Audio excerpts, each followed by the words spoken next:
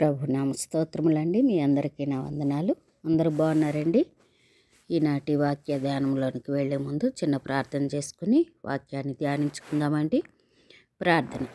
పరిశుద్ధమైన మా తండ్రి, మీ పాదములకు వందనం, స్తోత్రము నాయన. ఇదేనా నాయన, మీ వాక్యం ద్వారా మాతో మాట్లాడి మమ్మల్ని బలపరిచి నాయన మీ సహాయం అనుగ్రహించమని ప్రార్థిస్తున్నా. వాక్యానుసారమైన జీవితం మాకు అనుగ్రహించి మీ వాక్యాన్ని హృదయంలో భద్రపరచుకునే కృపను మాకు అందరికీ అనుగ్రహించమని మీకు వందనాలు చెల్లిస్తూ యేసుక్రీస్తు పరిశుద్ధ నామమున ప్రార్థించి ప్రారంభించుకొంచున్నాం తండ్రి. ఆమేన్. మొదటి దినవృత్తాంతముల గ్రంథం గురించి కొన్ని విషయాలు మనం తెలుసుకుందామండి. ఈ మొదటి దినవృత్తాంతాల గ్రంథము ఈ పాత నిబంధనకు చెందిన గ్రంథంగా ఈ గ్రంథాన్ని చూస్తూ ఉన్నామండి. ఈ గ్రంథము ఇశ్రాయేలీల చరిత్రను ముఖ్యంగా దావీదు వంశావళి మరియు అతని పరిపాలన వివరిస్తున్నట్లుగా మనం చూడవచ్చండి. ఈ గ్రంథం దావీదుతో దేవుడు చేసిన నిబంధనను గురించి మనకు తెలియజేస్తుందండి.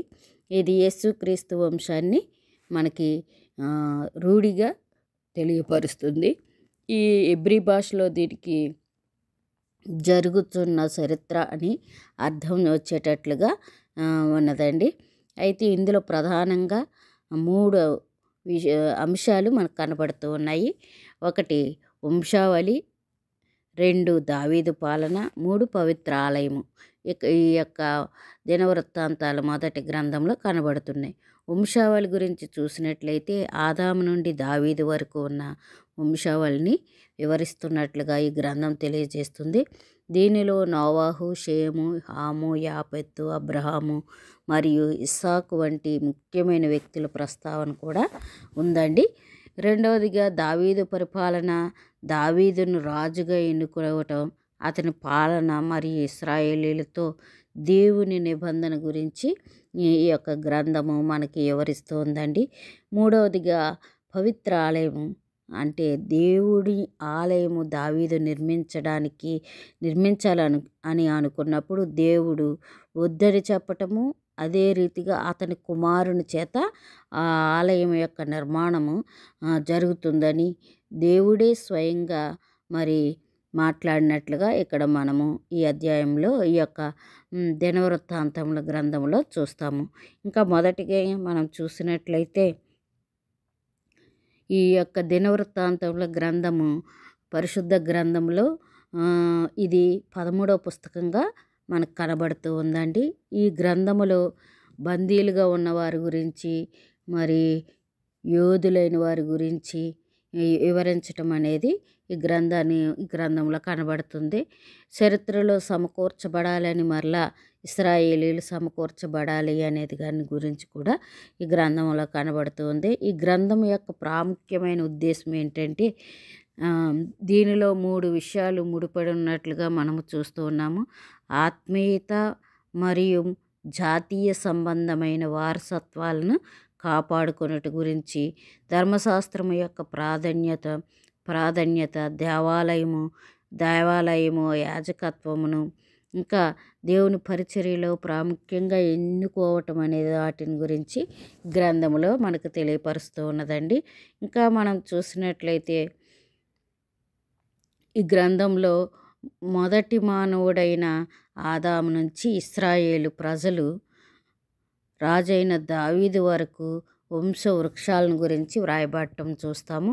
ఇంకా దావీదు చరిత్ర, విశేషాలు, ఇంకా దేవాలయ నిర్మాణం కోసం దావీదు చేసిన కార్యక్రమాలన్నీ కూడా ఈ గ్రంథంలో మనకి వివరిస్తుంది. ఈ గ్రంథము దినవృత్తాంతములు అనే పదానికి హెబ్రీ భాషలో టిబేర్ హయ్యమీం అని పిలుస్తారండి. హెబ్రీ భాషలో ఈ పదానికి అర్థం అనుదిన చర్యలు అని, ఇంకా వేరొక అర్థం ఏంటంటే సంభవములు అని. ఆ దినాల్లో జరిగిన విషయాలన్నీ కూడా మరి మొదటి దినవృత్తాంతాలు 27, 24 వచనం ప్రకారము మనకు అర్థం వచ్చేటట్లుగా ఉంటుందండి. ఈ గ్రంథకర్త ఎవరు అని మనం చూస్తే మరి యాజకుడైన ఎజ్రా అని ఈ గ్రంథకర్త అని తెలియపరుస్తూ ఉన్నారు. ఈ గ్రంథము క్రీస్తుపూర్వం 450 నుంచి 420 మధ్యకాలములో వ్రాసి ఉండవచ్చు అని గ్రంథకర్తలు చెప్తూ ఉన్నారు. ఇశ్రాయేలీల విమోచన చరిత్ర ఈ గ్రంథం యొక్క ముఖ్య అంశం అండి. మూలవాక్యం ఏంటంటే మొదటి దినవృత్తాంతాలు 14:2 తన జనులకు ఇశ్రాయేలీయుల నిమిత్తము యెహోవా అతని రాజ్యమును ఉన్నత స్థితిలోనికి తెచ్చినందున ఆయన తన్ను ఇశ్రాయేలీయుల మీద రాజుగా స్థిరపరచునని దావీదు గ్రహించెను. ఈ వచనము ఇదొక మూలవాక్యంగా ఈ గ్రంథంలో కనబడుతుందండి. మరొక మూలవాక్యాన్ని కూడా మనం ఈ గ్రంథంలో చూడవచ్చు. మొదటి దినవృత్తాంతాలు 29:11 కూడా దీన్ని కూడా ముఖ్య మూలవాక్యంగా కూడా మనం చూడవచ్చు. యెహోవా భూమి ఆకాశముల యందుండి సమస్తమును నీ వశము, మహాత్యమును, పరాక్రమమును, ప్రభావమును, తేజస్సును, ఘనతయు నీకే చెందుచున్నవి. యెహోవా రాజ్యము నీది, నీవు అందరి మీదను నిన్ను అధిపతిగా హెచ్చించుకొని ఉన్నావు. ఈ యొక్క ముఖ్యమైన వాక్యాలు మనకు కనబడుతున్నాయండి. ఇంకా మనం చూసినట్లయితే ఈ యొక్క మొదటి దినవృత్తాంతాల గ్రంథాల్లో మొత్తం 29 అధ్యాయాలు ఉన్నట్లుగా మనం చూస్తాము. వచనాలు 941 వచనాలు ఉన్నట్లుగా మనం చూడవచ్చు. ఇంకా ఇందులో మూల పదం అనేది ఏంటి అని మనం చూస్తే ప్రార్థన ఆలకించు దేవుడు అని ఈ గ్రంథంలో మనము నేర్చుకుంటూ ఉన్నామండి. ఇంకా ఈ గ్రంథములో ముఖ్యంగా ఏ మనుషుల గురించి మనం చదువుకుంటామంటే దావీదు, సొలొమోను గురించి ముఖ్యంగా ఈ గ్రంథంలో చూస్తామండి. ఇంకా ఏమేమి స్థలాల గురించి అని చూస్తే యెరూషలేము గురించి, హెబ్రోను గురించి ఎక్కువగా ఈ గ్రంథంలో రాయబడినట్లుగా చూస్తాము. ఈ అధ్యాయాలు ఈ మొదటి దినవృత్తాంతాల గ్రంథంలో 17వ అధ్యాయము చాలా ముఖ్యమైనదిగా మనకి కనబడుతుంది. ఎందుకనంటే దావీదుతో దేవుడు చేసిన వాగ్దానము ఈ యొక్క పుస్తకంలోనే, ఈ యొక్క అధ్యాయంలోనే మనకి కనబడుతుందండి. ఇంకా ఈ యొక్క వాక్య భాగాన్ని కేంద్ర స్థానంగా కూడా చూడవచ్చండి. దావీదు వాగ్దాన సంతానము అనగా ప్రభువైన యేసుక్రీస్తును తన ఆలయములోను దేశములోను నిత్యము నిలుపెను అనే వాక్య భాగము ఈ అధ్యాయంలో ఉన్నదండి. ఈ గ్రంథంలోని కొన్ని పేర్లకు అర్థాలు కూడా చెప్పబడటం అనేది మనం చూడవచ్చు. నాతాను అనగా దానముగా ఇచ్చెను, ఎబ్బోజు అనగా వేదన అని అర్థము, హిరాము అనగా ఘనత వహించిన అని అర్థము, ఉజ్జ అనగా త్రాణ, ఆసాపు సమకూర్చుట, అభినాదాబు అంటే తండ్రి దయగలవాడు అని, కీదోను అంటే బల్లెము, హేమాను నమ్మదగినవాడు అని, కోరాహు అనగా మంచుగడ్డ, సావులు అనగా అడగబడినవాడు అని, గెర్షోను అనగా పరదేశి అని, నెతానేలు దేవుడు అనుగ్రహించెను, అబిగయీలు సంతానోత్పత్తి, కహాతు అనగా సభ. ఈ అర్థాలు కూడా కొన్ని మాటలకు, కొంతమంది పేర్లకు అర్థాలు మనము చూడవచ్చండి. ఈ గ్రంథములో ప్రాముఖ్యంగా మనము గుర్తించదగ్గ విషయం ఏమిటంటే దేవుని ఆజ్ఞలను గైకొనటం వల్ల కలిగే ఆశీర్వాదాలు, ఇంకా దేవుని ఆజ్ఞలను అశ్రద్ధ చేయటం వల్ల కలిగే కీడులను గురించి కూడా ఈ గ్రంథం తెలియజేస్తుందండి. ఇంకా మనం చూస్తే రాజుల గ్రంథములోని విషయాలు మరియు ఈ గ్రంథములోని విషయాలను సరిపోల్చి చూసినట్టు చదివితే ఈ గ్రంథం మనకి ఇంకా బాగా అర్థమవుతుందండి. ఈ గ్రంథంలో ఇంచుమించుగా 3468 సంవత్సరాల చరిత్ర మరి వ్రాయబడినట్లుగా ఈ గ్రంథంలో చూస్తాము. ఈ గ్రంథంలో ఎబ్బేజు ప్రార్థన కనబడుతుంది. ఆ తర్వాత ఎబ్బేజు ప్రార్థించినప్పుడు దేవుడు ఆశీర్వాదాన్ని కూడా చూస్తాము. ఇంకా ఈ యొక్క ఎబ్బేజు ప్రార్థనలో ప్రాముఖ్యంగా మనం చూసినట్లయితే మరి ఈ గ్రంథంలో ఎబ్బేజు తన సహోదరుల కంటే ఘనము పొందినవాడై ఉండెనని, నన్ను నిశ్చయముగా ఆశీర్వదించమని ఎబ్బేజు ప్రార్థించినట్లుగా చూస్తాము. ఆయన క్రీస్తునందు పరలోక విషయాలలో ఆత్మ సంబంధమైన ప్రతి ఆశీర్వాదమును మనకు అనుగ్రహించినని దేవుని గురించి ప్రార్థించడం మనం చూస్తాము. నా సరిహద్దును విశాలపరచుమని ఎబ్బేజు ప్రార్థించినట్లుగా చూస్తాం. నేను ఎక్కలేనంత ఎత్తైన కొండపైకి నన్ను ఎక్కించుమని మరి ఎబ్బేజు ప్రార్థించినట్లుగా చూస్తాము. నీ చెయ్యి నాకు తోడుగా ఉండ దయచేయమని ఎబ్బేజు ప్రార్థించటం కనబడుతుంది. ఇంకా అనేక విషయాలు ఈ యొక్క గ్రంథంలో ఎబ్బేజు గురించి వ్రాయబడటం మనం చూస్తాము. ఇంకా ఆదాము దగ్గర నుండి దావీదు వరకు వంశావళి రాయబడటం చూస్తాము. ఇంకా మనం చూసినట్లయితే దావీదు నుండి మరి ఇశ్రాయేలీయులు చెరలోనికి వెళ్ళే వరకు రాయబడిన వాటి యొక్క చరిత్రలను కూడా ఈ గ్రంథంలో మనం చూస్తామండి. ఇంకా మనం చూసినట్లయితే దావీదు నుంచి ప్రభువైన యేసుక్రీస్తు వారు మరి రావటానికి, ఆయన ఈ లోకానికి రావటం గురించి కూడా ప్రస్తావించబడినట్లుగా ఈ గ్రంథంలో మనం చూస్తాం. ఆదాము నుండి బబులోను చెర వరకు రాయబడిన వంశావళి నందు దావీదురాజు అతని వంశం నుండి వచ్చిన వారి ద్వారా క్రొత్త నిబంధనలో మత్తయి సువార్తలో మెస్సయ్య వంశావళికి అనుబంధంగా ఉన్నట్లుగా మనము ఈ యొక్క గ్రంథాన్ని గమనించవచ్చు. మొదటి దినవృత్తాంతాల గ్రంథంలో దావీదురాజు నిరంతరం దేవుని సింహాసనమును అధిష్ఠించునని యేసుక్రీస్తు ప్రభు వారికి సరిగా సరిపోయిన వాడిగా ఈ గ్రంథంలో మనకి కనబడుతూ ఉంటాడు. ఈ గ్రంథంలో యేసుక్రీస్తు వారు రాజుగా, కాపరిగా, మనందరి రక్షకునిగా ఉన్నట్లుగా ఈ గ్రంథం మనకు తెలియజేస్తుందండి.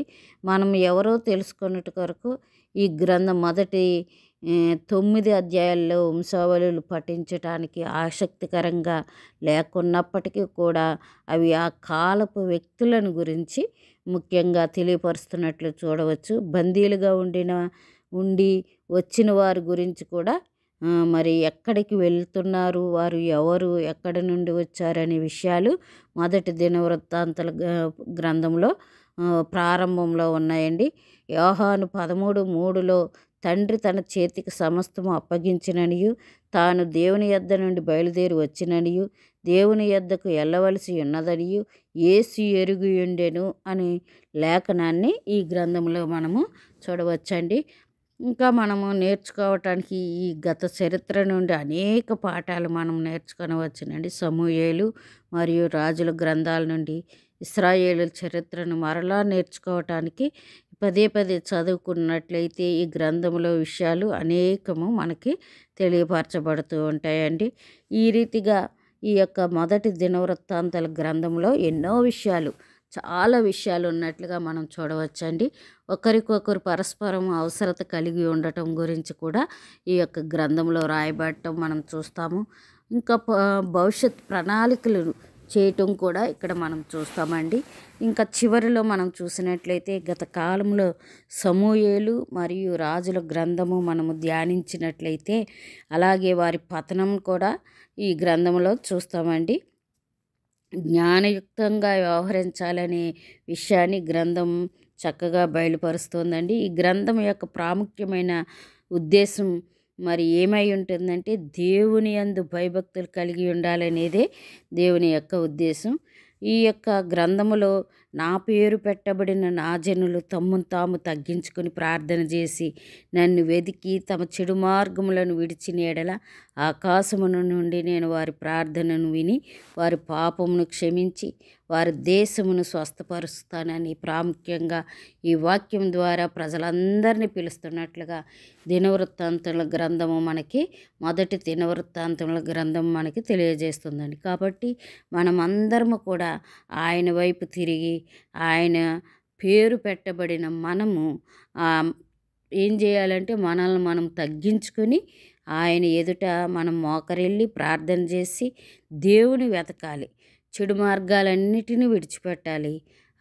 మరి ఆకాశమందున్న దేవుని వైపు తిరిగినట్లయితే ఆయన మన పాపములన్నిటినీ క్షమించి మరి మన దేశాన్ని మనల్ని కూడా స్వస్థపరుస్తానని వాగ్దానం చేసినట్లుగా ఈ గ్రంథం మనకి తెలియపరుస్తుందండి. కాబట్టి మనము ప్రభువైన యేసుక్రీస్తు వారిని సొంత రక్షకునిగా అంగీకరించి ఆయన మన కొరకే ఈ లోకానికి వచ్చారని, మన పాపములన్నిటి కొరకు ఆయన సిలువలో తన రక్తమును చిందించి ప్రాణం పెట్టి సమాధి చేయబడి తిరిగి 3వ దినాన్ని లేచారని, ఆయన పరమునకు ఆరోహణమై తండ్రి కుడిపార్శ్వమున కూర్చుండి నీ కొరకు నా కొరకు నిరంతరము విజ్ఞాపన చేస్తున్నారు కనుక ఆయనను కలిగి జీవించి ఆయన యందు భయము భక్తి కలిగి మన పాపములు ఒప్పుకుని విడిచిపెట్టాలని ఈ వాక్యము తెలియపరుస్తుంది. మనల్ని మనం తగ్గించుకుని ఆయన నామాన్ని హెచ్చించినప్పుడు ఆయన మనల్ని స్వస్థపరుస్తాడు.